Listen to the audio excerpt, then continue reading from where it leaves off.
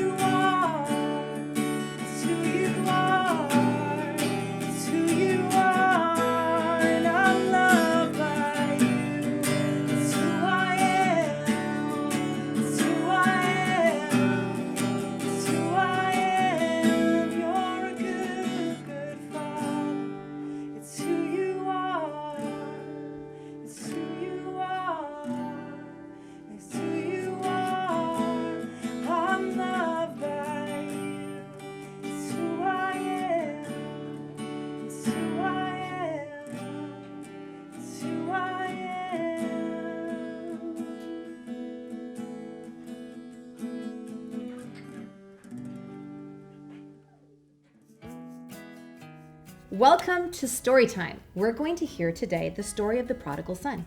So keep your little listening ears open and listen to the story, and then we'll be back to talk about it at the end. Stories of the Bible, the prodigal son. This is Jesus, Hey-o! who is the Son of God and the Savior of the world. While Jesus was on earth, he taught everyone about God's love. He healed many people from their sickness, performed many miracles like calming storms, and even raised people from the dead. Wahoo! Jesus taught everyone about God's love. All kinds of people would come to hear Jesus speak, including tax collectors and people who made bad choices. This made the Pharisees and Jewish leaders mad. Yuck. They didn't think that Jesus should be around these kind of people. So Jesus told them this story. A man had 2 sons. The younger son told his father, Excuse me? I want my share of your estate now, before you die. Okay. So his father agreed and gave his son his inheritance. Woohoo! A few days later, this younger son packed all his belongings See ya. and moved to a distant land. And there he wasted all his money in wild living. Huh?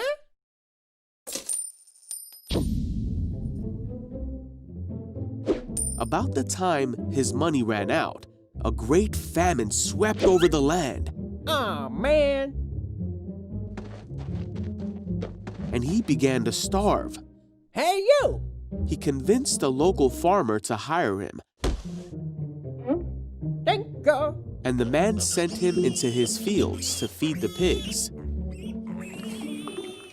The young man became so hungry that even the food he was feeding the pigs looked good to him. But no one gave him anything. Finally, he said to himself, "At home, even the servants have food enough to spare, and here I'm dying of hunger. I know. I will go home to my father and apologize and ask him to take me on as a servant." So he returned home to his father. And while he was still a long way off, his father saw him coming. Filled with love and compassion, he ran to his son. Sir! His son said to him, "Father, I have sinned against both heaven and you, and I am no longer worthy of being called your son." But his father said to the servants, "Quick, bring the finest robe in the house and put it on him. Get a ring for his finger and sandals for his feet, and kill the calf we have been fattening. We must celebrate with a feast, for this son of mine was dead and now has returned to life. He was lost, but now he is found." So the party began. All right, yeah. Meanwhile, the older son was in the fields working. When he returned home, he heard music and dancing in the house, Huh? Hey, you. and he asked one of the servants what was going on. "Your brother is back," he was told, "and your father has killed the fattened calf. We are celebrating because of his safe return." Woohoo! All right, party time. All right, yahoo! The older brother was angry and wouldn't go in. His father came out and begged him, Oh, man. but he replied, "All these years I've slaved for you and never once refused to do a single thing you told me to. And in all that time you never gave me even one young goat for a feast with my friends. Yet when this son of yours comes back after wasting your money, you celebrate by giving him a great feast." His father said to him, "Look, dear son, you have always stayed by me, and everything I have is yours. We had to celebrate this happy day. For your brother was dead and has come back to life. He was lost, but now he is found."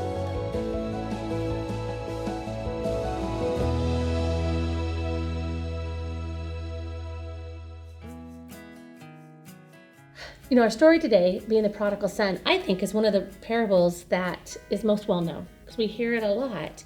And I began to think about and we focus so much on the son that was lost, the son that went, the son who decided what he had wasn't enough and felt like there was more. And he took off and left and wanted to live his own life. He didn't want to listen to what his dad had to say. He didn't want to stay on their farm and live that life. He felt like there was something bigger and better for him out, and so he left. So we focused so much on him leaving, and then when life didn't turn out for him, he realized, wait, I can go home. I can go and work for my dad. I know I gave up my inheritance, but I could go back and maybe he'll give me a job. And I can work there knowing that it's a safe place and knowing that my dad does love me. But there's other sides to the story. Yeah. There's the older brother and then there's the dad. Yeah. And I think when I think about how the older brother must have felt, right? He was doing all the right things. And he watched his younger brother break his dad's heart, and so every night, like, the dad's crying and he just wants his son to come home, and he's just like, Dad, I'm here for you and I'm not gonna leave you. And he probably felt very weird watching that younger brother coming down the road like, oh my gosh, he's back. Like, now what's gonna happen, right? And Dad ran out there too. It wasn't even like he just waited for him. Right. Dad ran to him. Dad's running out. He's probably thinking, where's he going, right? Yeah. And then he sees him and he's probably like, oh, he's gonna get in big trouble. I probably would have been like, oh, I'm just gonna go over here and listen in and hear what kind of big trouble he's gonna get into. And then he doesn't even get in trouble. Dad wraps his arms around him, and I bet the older brother must have just been like, what the heck? What the heck? I'm the one that's been here. Yeah. I'm the one that, has been responsible, and I'm not going anywhere. And I never get to have parties with my friends, and you don't give me extra stuff. And then here he sees the dad lavishing, hey, I'm going to throw you a big party and I want everybody to come around. And I think his feelers were a little hurt. Mm-hmm. And I think that it was good when the dad got a chance to actually give him what his perspective was. Yeah, and I was thinking about it from the dad's perspective, and I'm not a dad, but I am a mom. And I was just thinking about how when my kids are gone, when they're not at my house, I worry about them. Are they being safe? Are they making good choices? I mean, the world can be a crazy, scary place sometimes. And so I worry about them. And when the kids that I have at home, I don't worry about them, because they're right here. I can see them, I interact with them, we talk, things like that. But when the kids come home, just like the prodigal son came home, when my son or daughter come home, I get excited. I'm like, how are you? How was your time? I kind of engaged with them, and I interact with them, and I hug them, and I love them. And I think that, the older brother, the other kids are here. They got my hugs, they got my interaction the whole time, and what a blessing that is. And it doesn't mean that I love one more than the other, just like the dad. He didn't love the son that left more than the one that stayed, but he was just so relieved to have him home. And I just think that's a really neat perspective, because I get that as a parent. Mm-hmm. And I think sometimes you realize that this boy left, and it wasn't like we have now, right? It's not a time where that, hey, they can phone in or even write a letter. You don't know. He was gone. Mm-hmm. And so he knew that his son was home. He watched him. He knew he was going to be okay. He knew he had a good habit and a good job, was doing a good job, was going to inherit the farm. Mm-hmm. And yet this boy that was away, he didn't know where he was. He didn't know if he was alive. He didn't know anything. And how much the father wanted his son to come home. And in fact, he says in the Bible, he said, we celebrate and are glad because the brother of yours was dead, but is alive again. He was lost and found. And it just reminds us and tells us how much God loves us and how he waits for us. I remember when my dad was sick, and my dad acknowledged that, okay, Jesus, yeah, he's a good guy, but he didn't follow Jesus. He didn't ask for Jesus to forgive him and come in. And I remember being so just wanting to talk with my dad about it, because I wanted my dad to be found. Mm-hmm. But as I'm sitting there, I realized how much God was still searching for my dad. Mm-hmm. No matter how old he'd gotten, he was still searching for him. And that's how it is with us. And that's what this story tells us. It tells us that God is waiting for us. And when we come to him, he opens arms. He welcomes us. He loves us so much that he's just so excited. And it's a time of celebration when we find our way to Jesus. So that's what I think is why this parable is being told so much, because it has such a wonderful, wonderful story. And just the way it left, he was lost and now he's found. And that's how God feels about us. We were lost and then through Jesus we're found. Attention, attention, attention! Did I get everyone's attention? Great! It is time for our Bible memory verse. So pay attention. Here we go. And what does the Lord require of you? To act justly and to love mercy and to walk humbly with your God. Micah 6:8. All right, let's all say it together. And what does the Lord require of you? To act justly and to love mercy and to walk humbly with your God.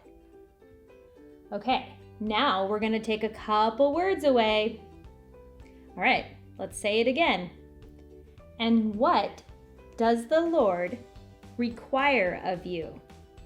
To act justly and to love mercy and to walk humbly with your God.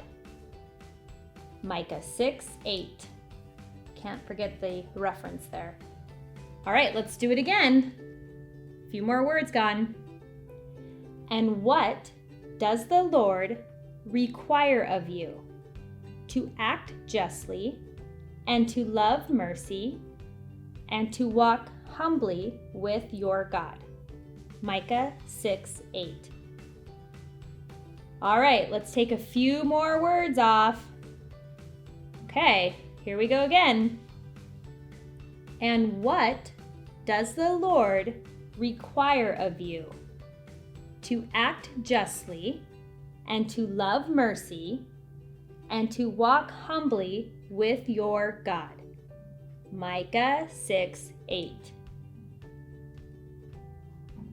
Last time. All right, there's not very many words up there now. Okay, let's say it again. And what does the Lord require of you? To act justly and to love mercy and to walk humbly with your God. Micah 6:8. Okay, good job, everyone.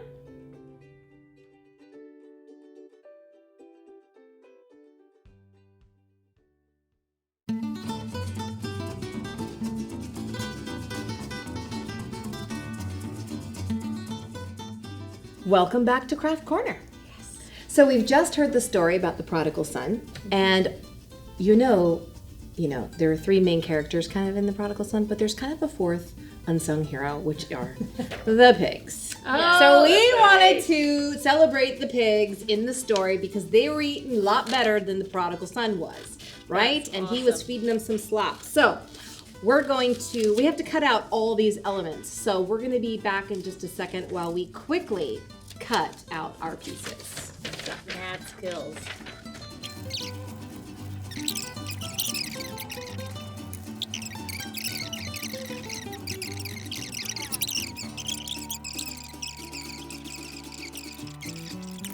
All right. Well, that was super fast cutting, ladies. Nice work. Right. Ooh. And Marcia, I Nobody think cut you got done themselves. first. That's right. So once you have all of your elements cut out, you're going to start with your piece of pink. And that's going to wrap right around your handy dandy toilet paper roll. That's right. More toilet paper roll crafts. The best quarantine. And we are using glue dots. However, you could be using tape or even just regular glue. So I think we've got a limited number. No, do we have a limited number of glue dots? We do. We do have a limited number. So good. Break mine in be half. spare. Okay. Right. So you put your little pink on there. Just a glue stick here. Oh, you have a glue stick? Glue stick, that's right. We do have glue stick. Which probably might have been easier. Okay. So we're gonna glue on the body. Glue on the body. And then the next thing I would do is probably glue on the statement it says the prodigal son, Luke 15:15. So he went and hired himself out to a citizen of that country who sent him to his fields to feed pigs. And it says that he longed to fill his stomach with the pods that the pigs were eating, but no one gave him anything. And isn't it true? When we kind of go off and do our own thing, sometimes we find ourselves in a desperate situation.